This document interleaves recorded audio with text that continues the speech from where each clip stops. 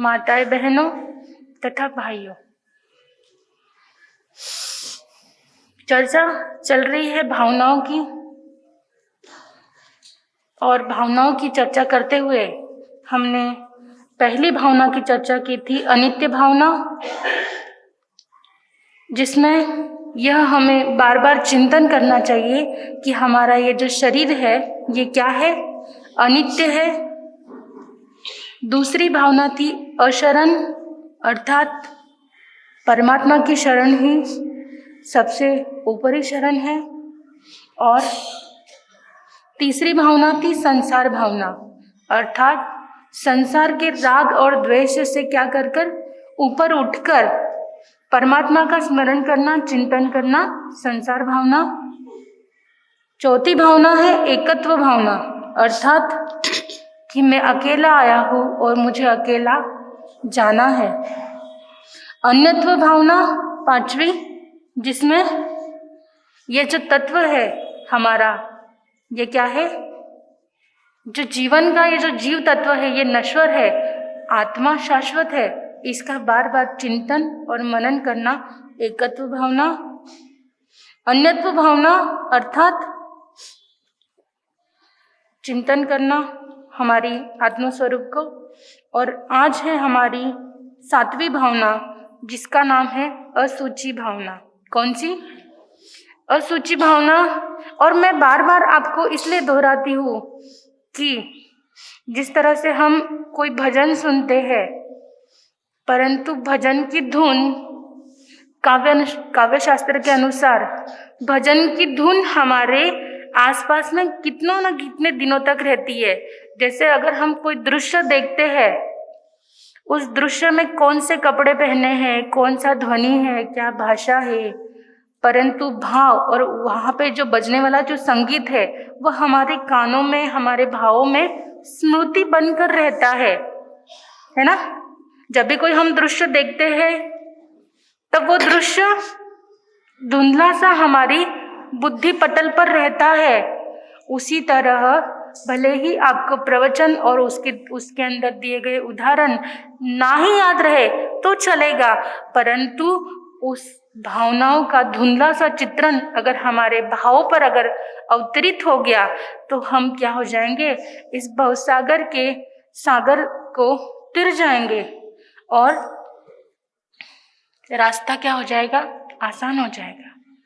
आज हमारी जो भावना है वो कौन सी है?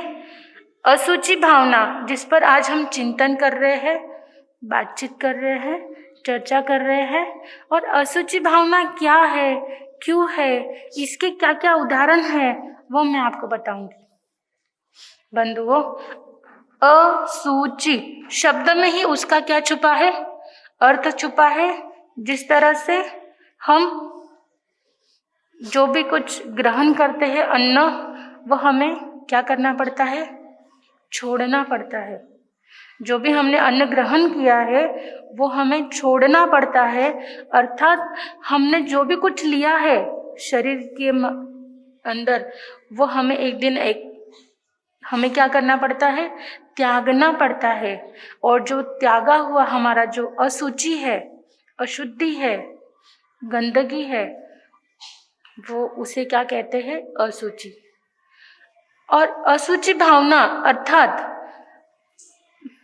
कि जिस तरह से हम इस शरीर के ऊपर हमारा ममत्व भाव रहता है कि नहीं, मुझे सुबह में इसकी देखभाल करनी है, दोपहर में करनी है, शाम को करनी है, तो अशुचि भावना हमें समझाती है कि यह देह क्या है, नश्वर है। जब तक आप इसे खिलाओगे तब तक ही यह क्या करेगा, तंदुरुस्त रहेगा, शक्तिशाली रहेगा। और जिस दिन आपने इसको खिलाना बंद कर दिया, यह क्या हो जाएगा, कृशकाय हो जाएगा। और बंधुओं, आपने तो देखा है कि एक ना एक दिन ये शरीर क्या है, सड़ना, गलना और खत्म होना। यह शरीर के अंदर जो पोतगल है वो एक दिन क्या होने वाले हैं, सड़कर, गलकर और खत्म होने वाले हैं। और यह जो आत्मा है, इसने केवल यह शरीर का वस्त्र रूप से क्या किया है, ग्रहण किया है। एक ना एक दिन उसे दूसरे वस्त्र क्या करने हैं, पहनने हैं। और सिद्ध आत्मा जो है वो तो क्या है, अशरीर है। उन्हें तो कोई वस्त्र पहनने की आवश्यकता ही नहीं है। उन्होंने अपने सारे कार्य क्या कर लिए हैं, सिद्ध कर लिए हैं। परंतु हम तो अभी संसार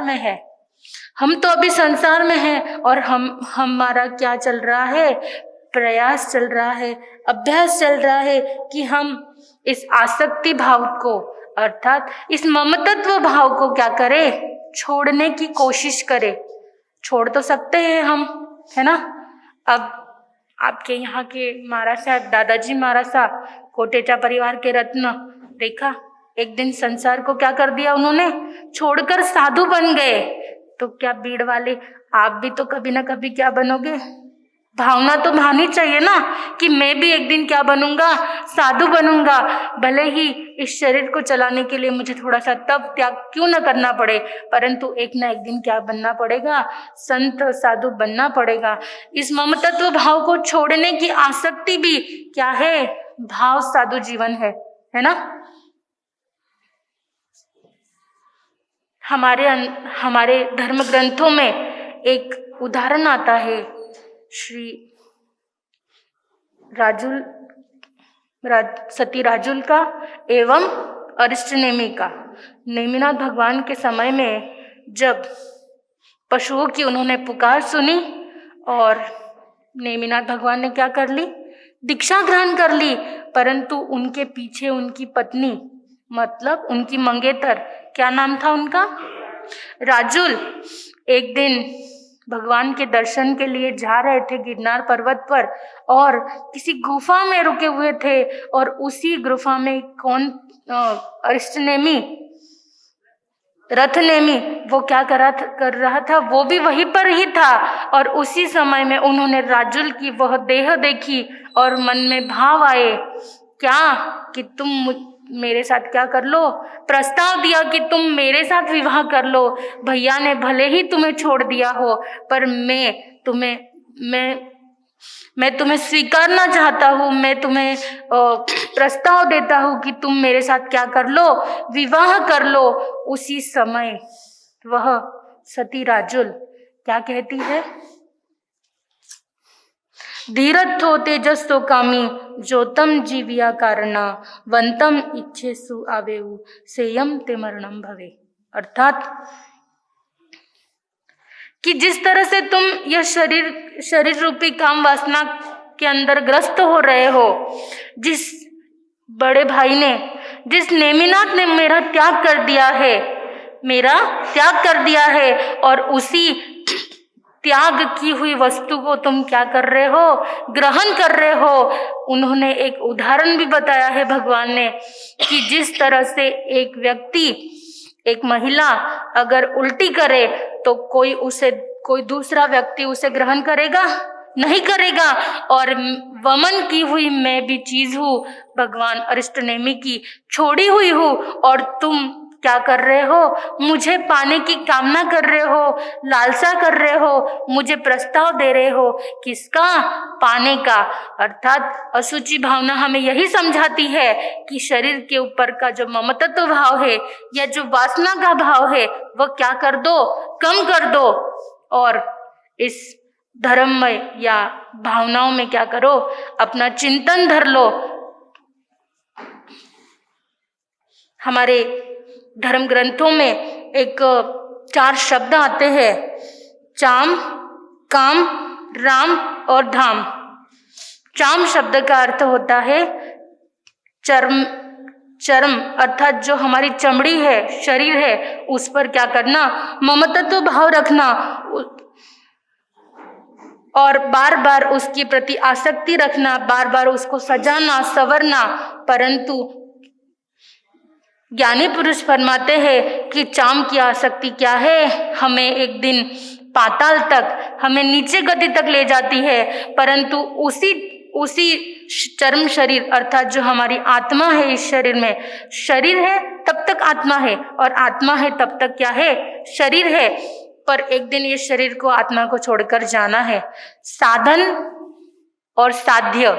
साध्य है हमारी आत्मा और साधन है हमारा शरीर। परंतु अगर हमने इस शरीर का उपयोग धर्म के कार्यों में लगाया, तप त्याग में लगाया, तो यह शरीर भी क्या होगा, जिस तरह से अगर कोई वस्तु आप घर में लाते हो और उस वस्तु का अगर सच में उपयोग होता है तो आप मन में क्या विचार करते हो कि जिस तरह से लाई है, चलो पैसे गए तो कोई बात नहीं, परंतु उपयोग तो हुआ। तो उसी तरह ये जो शरीर है, इसका उपयोग केवल ज्ञान ध्यान करने के लिए, तप करने के लिए होता है। परंतु मनुष्य क्या करता है, आसक्ति भाव में इतना डूब जाता है, इतना डूब जाता है कि उसे क्या नहीं रहता है,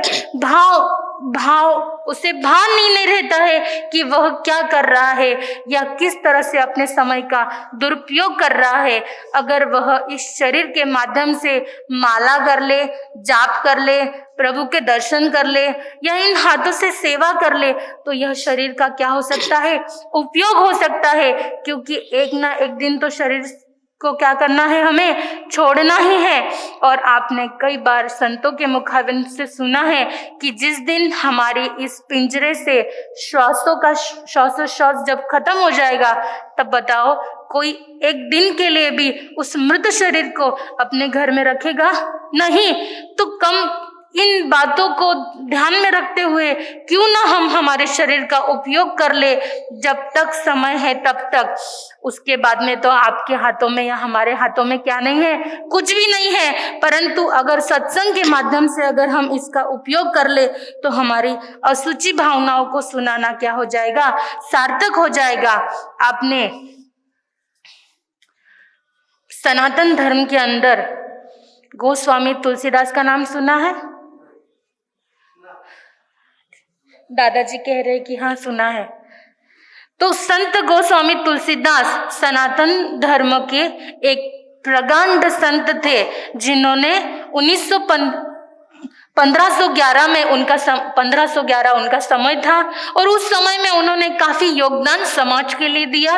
अपने ज्ञान के माध्यम से, अपने कलम के माध्यम से उन्होंने समाज को नवचेतना दी, जागरणा की। और उनका जो ग्रंथ है बहु प्रचलित, उसका नाम है रामचरितमानस। और ऐसे महान ग्रंथ रचने के पहले की जो कथा है, अर्थात उनकी जो पत्नी थी, उनकी पत्नी ने उनको क्या दिया, प्रबोधन दिया, प्रवचन या अच्छा उनको समझाया। तो वो क्या हो गए, गोस्वामी तुलसीदास हो गए। अपनी पत्नी के अंदर वे इतने आसक्त थे कि रात और दिन उनको ऐसा लगता था कि दुनिया में दूसरा कुछ भी सुख नहीं है, कोई भी भक्ति मार्ग नहीं है, जो भी है वो सब मेरी क्या है, मेरी पत्नी ही है, जो अत्यधिक दुनिया में सबसे सुंदर है। और एक बार वाराणसी नदी के किनारे पानी का इतना उफान चल रहा था और कुछ घर में अनबन हो गई और उनकी पत्नी पीहर चली गई। और जब वे उनकी पत्नी के मोह में इतने व्याकुल हो गए कि न रात देखी, न धूप देखी, न छाव देखी, न बरसात देखी, उफती नदी के अंदर हजारों किलोमीटर की यात्रा करते हुए वे अपनी पत्नी से मिलने गए। और जैसे ही वो ऊपर चढ़ने लगे तो उन्हें लगा कि कोई रस्सी है, ऊपर रस्सी से चढ़कर गए। और जैसे ही उन्होंने अपने पत्नी को आवाज दी, रत्नावली रत्नावली कहाँ हो तुम, तब उनकी पत्नी जागती है और उनसे क्या कहती है, लाज न आवत आपको, दोर आयु हूँ साथ, दिक दिक को क्या कहूँ आपको मैं नाथ। अर्थात धिक्कार है तुम्हें कि तुम मुझसे मेरे प्रेम में क्या हो, पागल बने एक पंछी की तरह घूम रहे हो। फटकारा उनकी पत्नी ने उनको और कहा कि काश अगर ऐसा प्रेम तुमने थोड़ा सा तो क्या आधा भी अगर तुमने राम के प्रति किया होता तो तुम्हारी नैया क्या हो जाती, इस संसार से तिर जाती।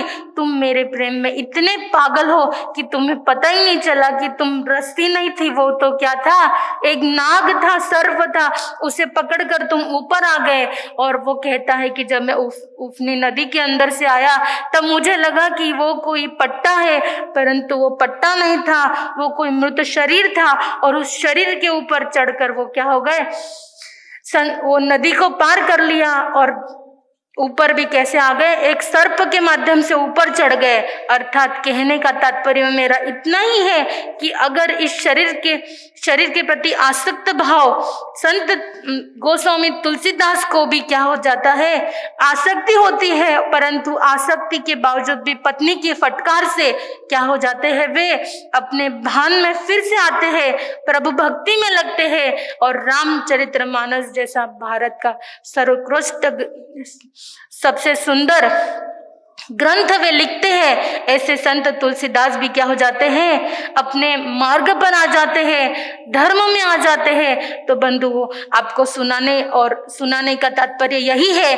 कि क्यों ना इन छोटे छोटे बातों से, छोटे छोटे उदाहरणों से हम भी इस शरीर के अंदर की जो अशुचि है इसका बार बार चिंतन मनन करने से हमें क्या होगा, आत्मा का भान होगा, आत्मा के शरीर के प्रति जो आसक्ति है वो कम होगी, आत्मा का भान होगा और हम भी क्या हो जाएंगे, असुचि भावना का बार बार चिंतन करते करते उत्कृष्ट रसायन आएगा और हम भी क्या बन जाएंगे, सिद्ध बुद्ध मुक्त बन जाएंगे।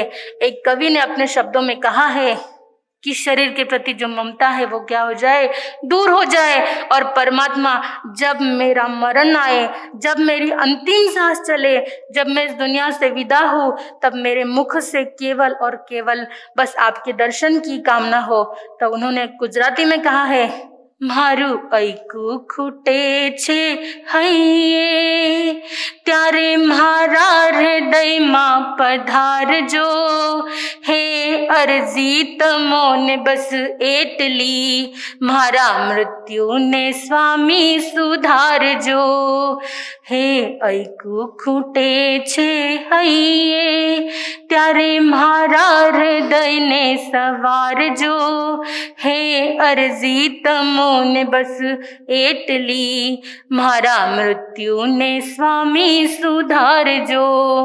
मेरे हृदय की, मेरी आत्मा की परमात्मा आवाज है कि जिस दिन मेरा इस तन से मेरे प्राण निकले और मेरे होठों पर, मेरे श्वासों में, मेरे हृदय में, हे परमात्मा तेरा क्या हो, चिंतन हो। और अगर इस शरीर को छूटे तो छूटे, ये जाए तो जाए, मुझे कोई फर्क नहीं, परंतु मेरे हृदय से परमात्मा तेरा नाम कभी ना जाए। और यह असुचि भावना हमें यही समझाती है कि शरीर के प्रति जो ममतत्व भाव है वो क्या करना है, कम करना है और आत्मा की जो शक्ति है उसे बढ़ाना है। तो हम संसार सागर से क्या हो जाएंगे, तिर जाएंगे। बोल भगवान महावीर स्वामी की।